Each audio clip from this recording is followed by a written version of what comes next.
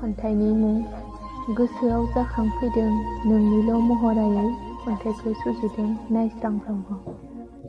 गोथां सोलेराव मिजिंनि फुंखाया बासाबोयो अरायबो गोथार गुसु निजोमै जेब्लायबो दावगानायनि मिजिंजों।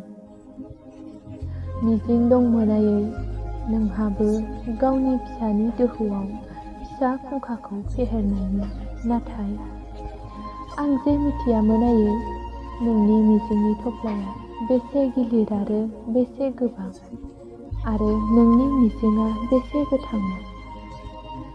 जेबोला आं नोंनि खाथिमोन अबोला आंदि बेसे गोरोन्थिमोन मोनदांदोंसै आं दिनै आयै नोंनि गोजानाव थाना। जेबोला नों आंनि खाथिमोन आंनि अखोराङावदि हाथरखिनि साथिफबनायजों बेसे सोरांमोन। समनि फारियाव बेबोदि गोमालांबाय आयै।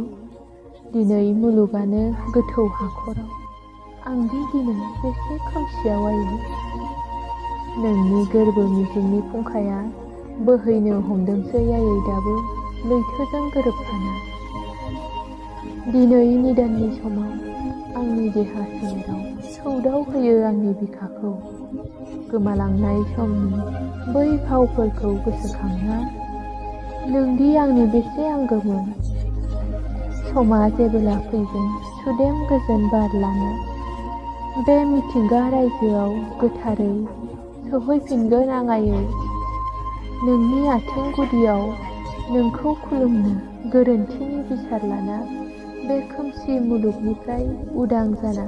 गोजोन्थों।